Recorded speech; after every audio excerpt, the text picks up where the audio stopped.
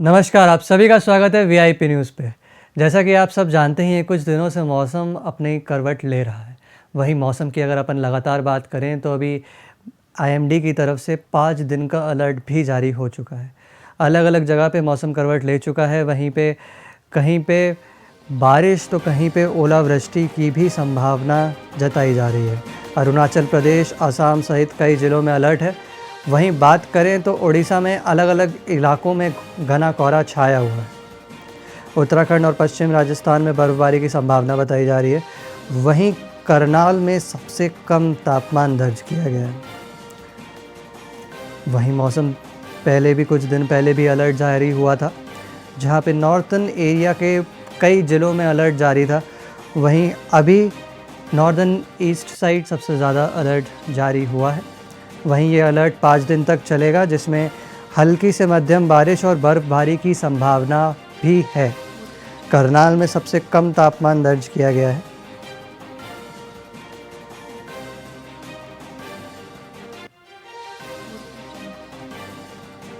वहीं बात करें तो शीतलहर कई जगह पे हो सकती है। हिमाचल प्रदेश और पंजाब के कई इलाकों में शीतलहर होने की संभावना है। वहीं अगर फॉग की बात करें, जो सबसे ज़्यादा एक्सीडेंट्स का अभी रीज़न हो रहा है, तो वो मध्य प्रदेश और उड़ीसा और राजस्थान साइड सबसे ज़्यादा देखा जाएगा।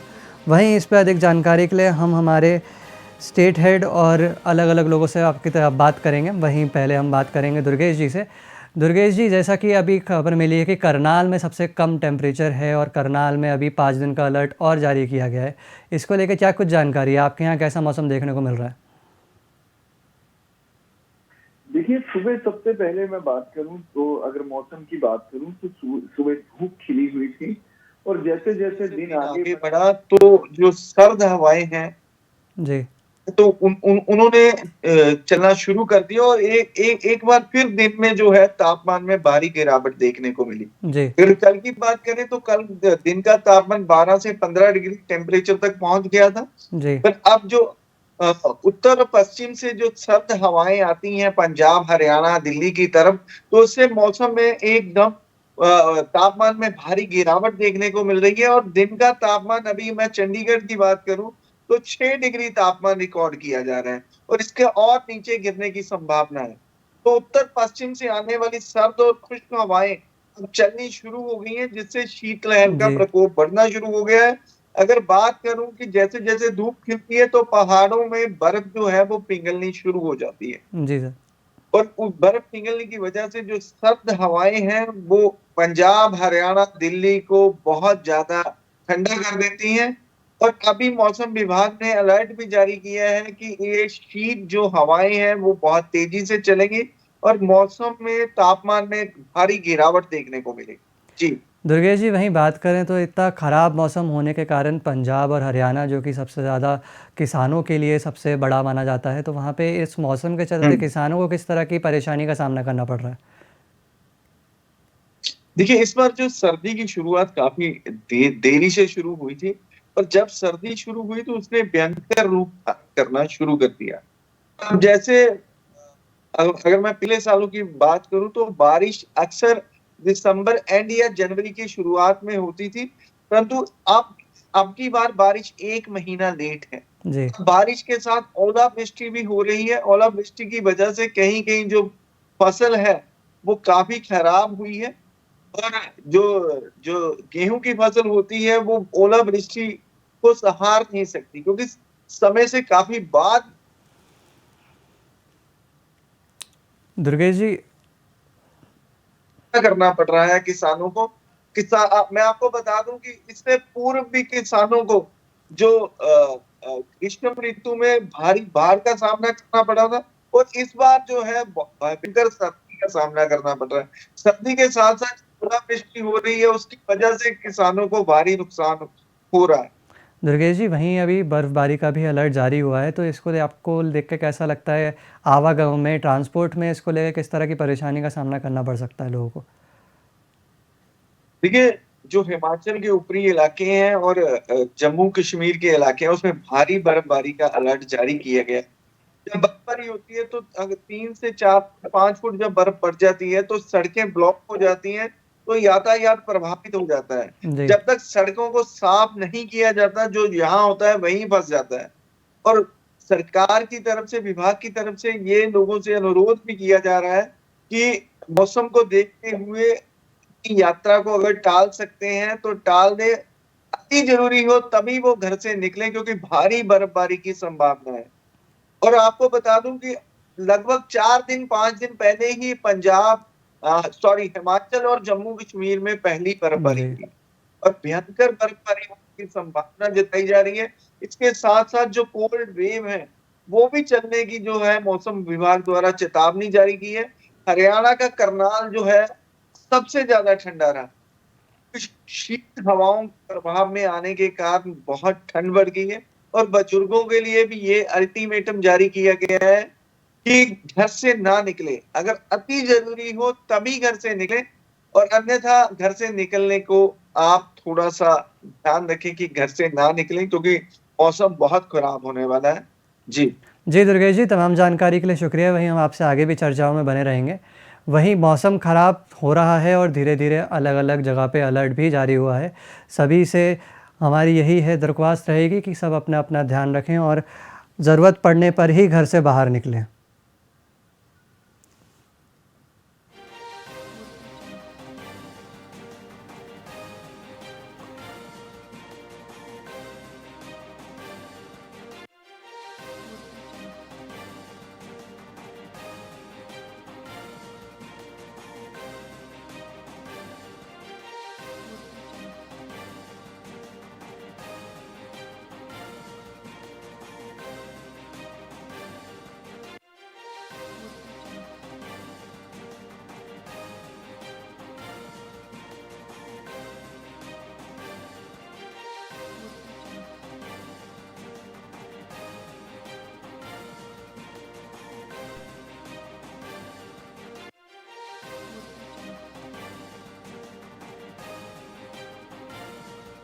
की भी संभावना है। 5 दिन का ये अलर्ट बताया जा रहा है, जिसमें करनाल का सबसे कम न्यूनतम तापमान दर्ज हुआ है। ओडिशा के अलग-अलग इलाकों में घना कोहरा छाया हुआ है। वहीं घने कोहरे के कारण कई एक्सीडेंट्स भी हो रहे हैं। मौसम ने धीरे-धीरे अपनी करवट लेनी शुरू कर दी है एक बार फिर। वहीं अरुणाचल प्रदेश समेत कई ज़िलों में अलर्ट जारी हुआ है।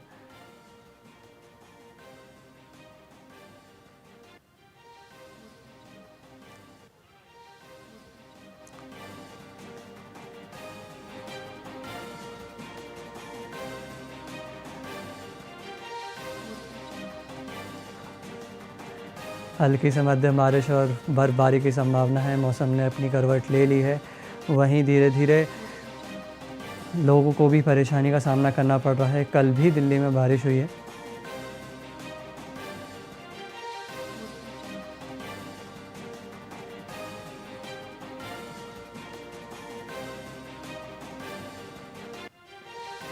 उत्तर पश्चिम भारत के मैदानी इलाकों में चलेगी तेज़ हवाएं।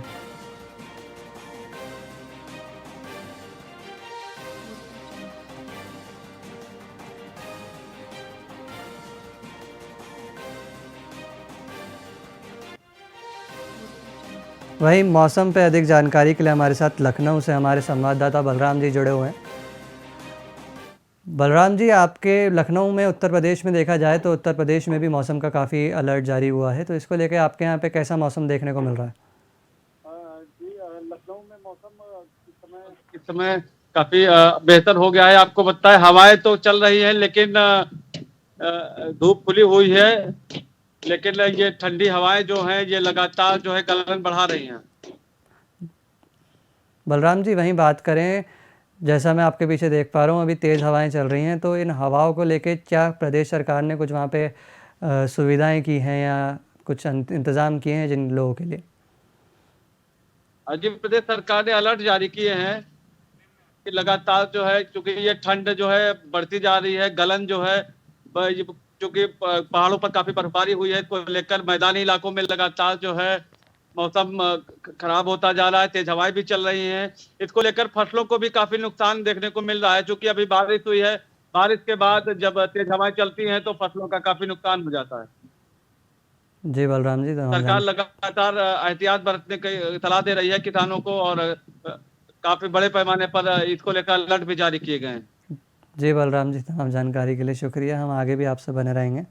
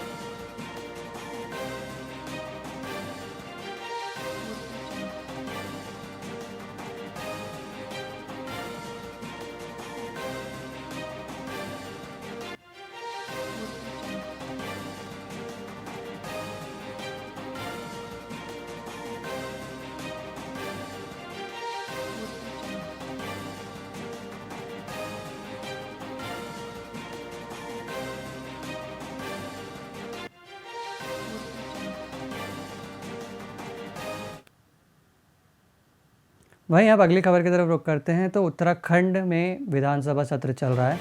वहीं पे सीएम पुष्कर सिंह धामी ने यूसीसी को पेश किया गया है। वहीं जय श्री राम के नारे भी लगे हैं, जिसके बाद यूसीसी का बिल पेश किया है। विधायकों ने यूसीसी का स्वागत बड़ी ज़ोरदार ढंग से किया है।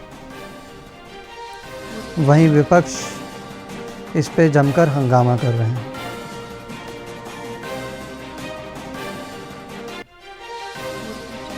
वहीं यूसीसी को लेके उत्तराखंड में बवाल तो अपनी जगह पे चल ही रहा है। अलग अलग लोग अपना अपना बयान दे रहे हैं।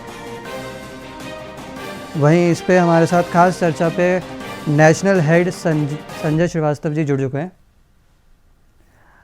सर, जैसा कि अभी यूसीसी बिल पेश किया गया है उत्तराखंड में अभी विधानसभा सत्र में, तो इसको लेके क्या कुछ जानकारी है? यूसीसी को लेके इतना विवाद क्यों नज़र आ रहा है कांग्रेस में और बाकी अन्य पार्टियों में?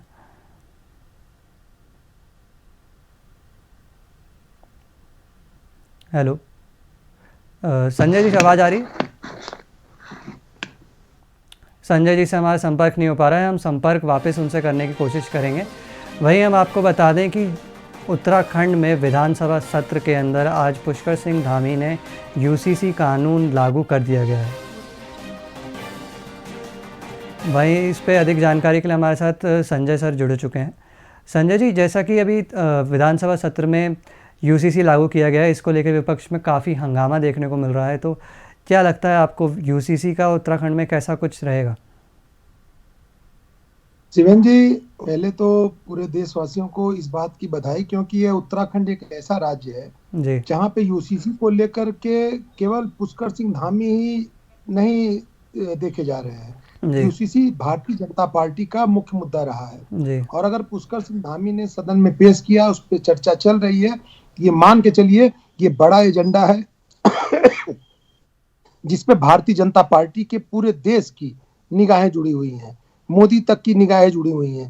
तो ये बहुत बड़ा कमिटमेंट था पुष्कर सिंह धामी का। चुनाव में लेके आए थे। चुनाव के पहले इन्होंने कहा था कि हम सत्ता में आते ही सबसे पहले उत्तराखंड में यूसीसी लागू करेंगे, और उन्होंने पूरी मेहनत के साथ, शिद्दत के साथ उस पर काम किया और सदन में उसको पेश कर दिया है। सदन में चर्चा चल रही है। कुछ चीजें हैं जिसको लेकर के हो सकता है कि उस पर चर्चा आगे भी बने, लेकिन जो मुख्य मुद्दा है समान, हर आदमी को समान अधिकार का, महत्वपूर्ण था, जिसपे पूरे देश में चर्चा थी। और वह चर्चा थी तो यूसीसी में अगर उत्तराखंड में ये आई है तो आप ये मान के चलिए कि शुभ संदेश केवल धामी के लिए नहीं है, बल्कि उन लोगों के लिए भी है जो हमेशा पीड़ित रहते थे, प्रताड़ित रहते थे। तो पुष्कर सिंह धामी का ये प्रोजेक्ट आप नहीं कह सकते, आप ये कह सकते हैं कि भारतीय जनता पार्टी ने मुख्य रूप से इसे एक मुद्दा चुनाव के दौरान बनाया था।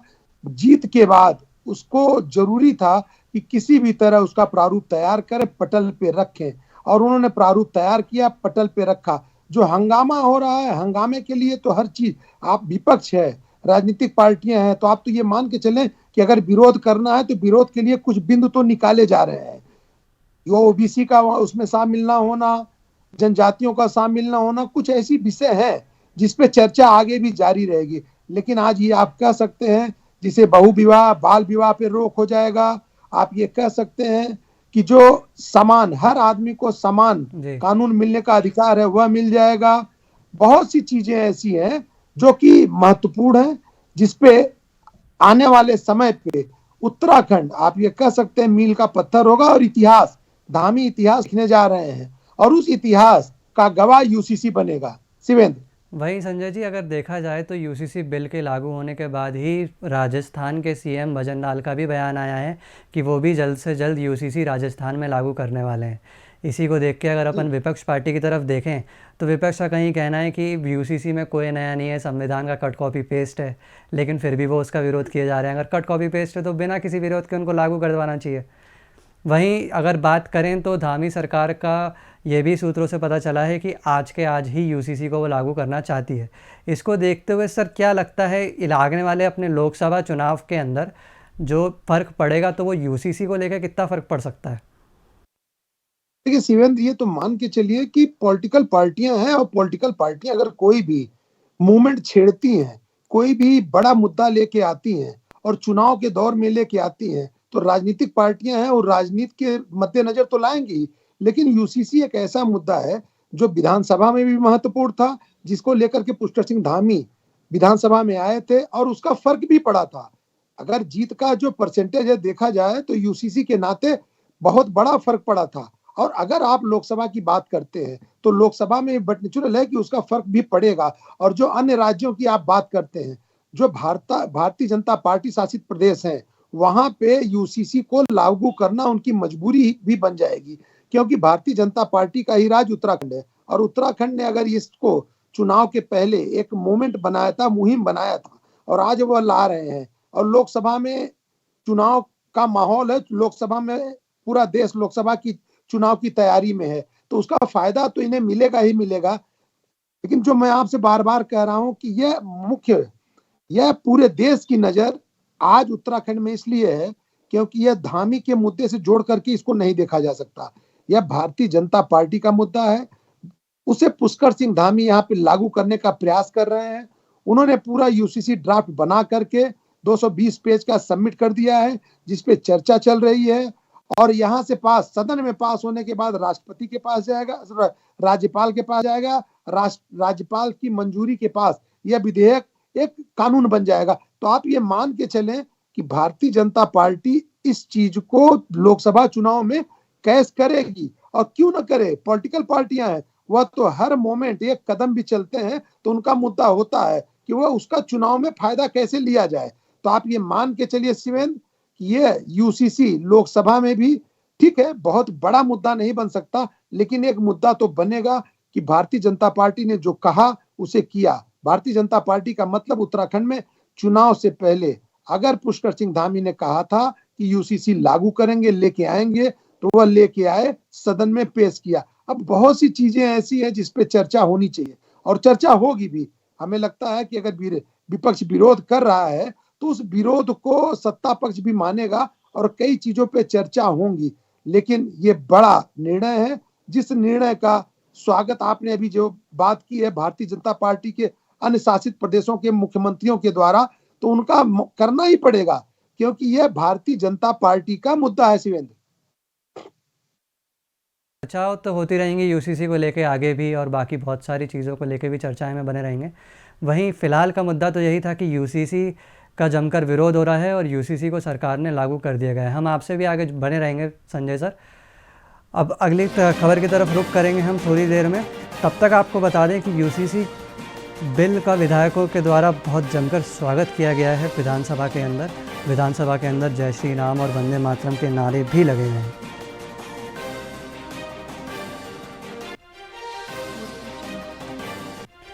वहीं हम आपको बता दें बिल से संबंधित विपक्ष दल के कई सवाल भी उठते हुए नजर आ रहे हैं। उत्तराखंड विधानसभा में सीएम धामी ने पेश किया है यूसीसी का बिल। विधायकों ने इस बिल का